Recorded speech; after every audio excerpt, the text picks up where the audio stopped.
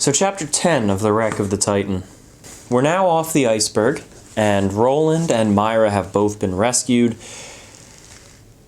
And now the Titan is gone. Titan is long gone. But let's just backtrack a little bit.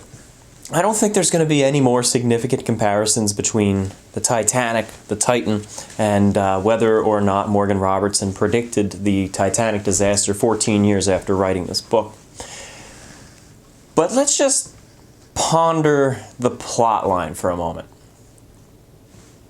So we have this one fellow who misses his love from a long time ago, who's run off and married and has a daughter, and yet he's still pining for her, which to me sounds like The Great Gatsby. And he's on a ship called the Titan, which is practically unsinkable, which hits an iceberg and sinks, which of course to everyone sounds like the Titanic. And then when he's on the iceberg, he battles a bear. And the bear wrecks him, but he still kills the bear, which sounds like The Revenant. I don't think Morgan Robertson predicted the Titanic. I think he just predicted Leonardo DiCaprio. Let's see how many DiCaprio films there are in this. On the first floor of the London Royal Exchange is a large apartment studded with desks, around and between which surges a hurrying, shouting crowd of brokers, clerks, and messengers. Fringing this apartment are doors and hallways leading to adjacent rooms and offices, and scattered through it are bulletin boards, on which are daily written in duplicate the maritime casualties of the world. At one end is a raised platform, sacred to the presence of an important functionary.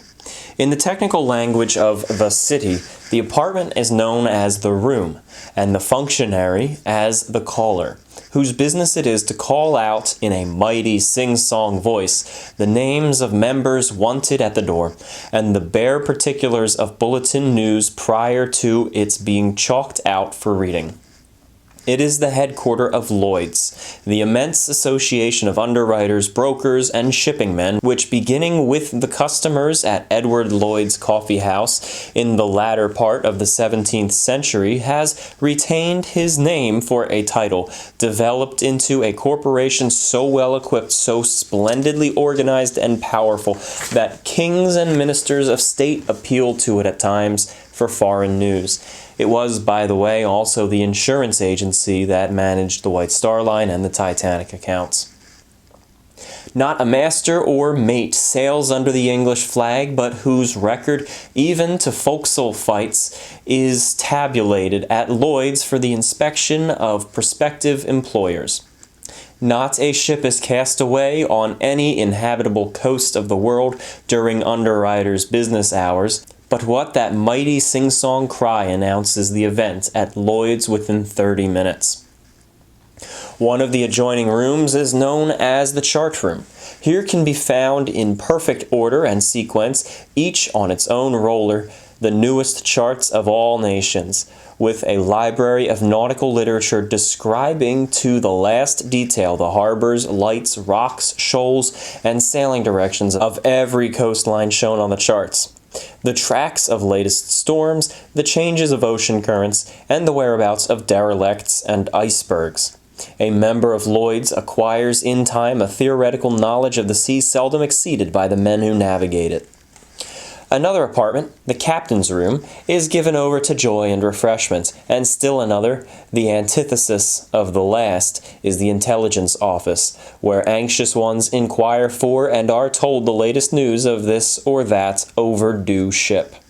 On the day when the assembled throng of underwriters and brokers had been thrown into an uproarious panic, the crier's announcement that the great Titan was destroyed, and the papers of Europe and America are issuing extras giving the meager details of the arrival at New York of one boatload of her people, this office had been crowded with weeping women and worrying men who would ask, and remain to ask, for more news. And when it came, a later cablegram giving the story of the wreck and the names of the captain, first officer, boatswain, 7 sailors, and 1 lady passenger as those of the saved. A feeble old gentleman had raised his voice in a quavering scream, high above the sobbing women, and said, My daughter-in-law is safe, but where is my son? Where is my son and my grandchild?"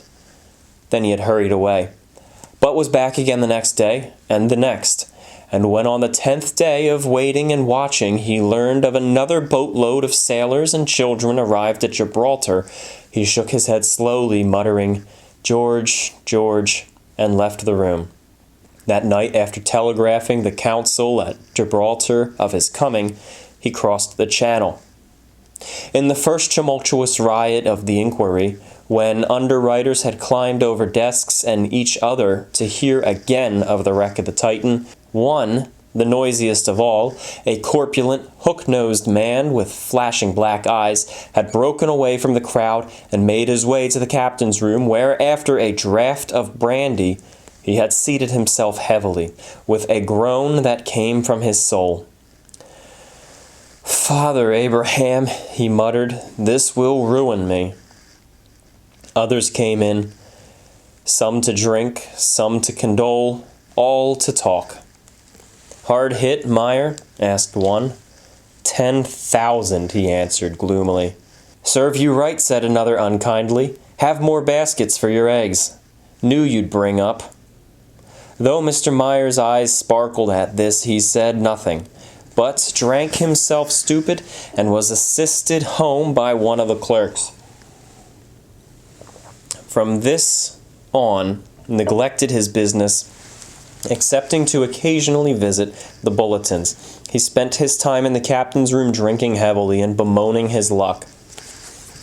On the 10th day, he read with watery eyes, posted on the bulletin below, the news of the arrival at Gibraltar of the second boatload of people, the following: "Life buoy of Royal Age, London, picked up among the wreckage, in latitude 4520 north, longitude 5431 west.